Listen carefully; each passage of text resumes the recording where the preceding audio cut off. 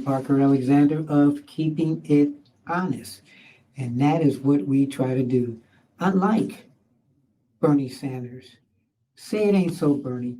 Just when we thought that we could count on at least one politician, to be honest, over the years, it seems like we are always getting disappointed. I saw this story because I thought it was interesting. Saw it, New York Post put it out there. There haven't been any real news, mainstream media. There's been some social media talking about it, but a lot of people have said, why isn't anybody talking about it? Bernie Sanders, if you don't know, is a older guy in his late 70s, early 80s, who fights for the people. And he was an independent at one point as far as independent thinking. And what surprised me this year was when he recently endorsed Biden. And myself, like others, said, okay, here's a guy that ran on, hey, I'm different, I'm for the people. I don't really want to be considered a Democrat. And now he's backing Joe Biden instead of running again, because there is an opportunity for a lot of people to run. So he's been doing a couple things in the news recently where people were just questioning his sincerity as far as being for the people. AOC used to be like that. She came out very aggressive saying, I'm for the people. And now you really don't hear anything about her. She's just kind of quiet. And my thinking and other people's thinking is that, she decided to be mainstream because trying to be that Lone Ranger, I can tell you from my experience, is hard to do. So I was surprised and disappointed when I read this story. Bernie Sanders, listen to this, wired $200,000 in campaign money to family nonprofit organization. And you know what that organization was? It was his family organization.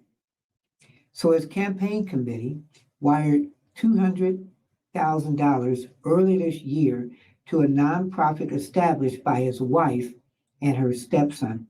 And this is what the filings have shown. So the Friends of Bernie Sanders made the payment to the Sanders Institute in two installments of $100,000 in January and March. And this is according to the Federal Elections Commission. And so I went on the site and looked it up and found out that this is true. So those outliers are the latest targets from the pro Sanders committee. So you wonder if here's a guy that talks about big businesses and he doesn't support big businesses, but yet we're finding out that he did get money. So the senator's wife, Jane Sanders, and a stepson, David, they co-established the think tank and unveiled it publicly in 2017. And this is when Sanders started rising, where you hadn't really heard about him. He's been around for years, decades. And then you see this old guy fighting for the people. He was loved by African Americans and loved by young people. So not much is known about this think tank, which is very interesting. I've been on his website. It looks like it's there to help people. But the more you hear about it, the more you find out that's not true.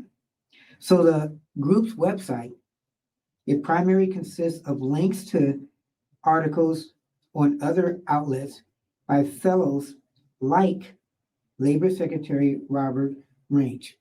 And it's interesting because I found out that when you go on the site and then you look at where did Bernie Sanders get this $200,000 from, he got it from the people connected to, begins with a W, Walmart, a big conglomeration. So here's a guy that's out there in the streets. He's asking for money for you to help him out. And the nerve of this guy getting $200,000, $100,000 a piece, twice, from people connected with Walmart. Now, how is he going to, one, How's he going to explain this?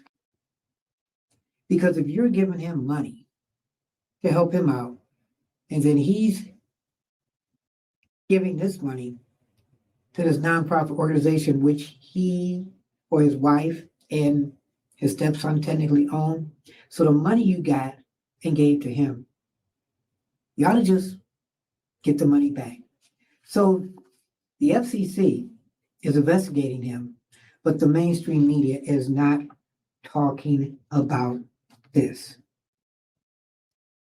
In 2019, the group briefly halted its operation, though they appear to have resumed since then.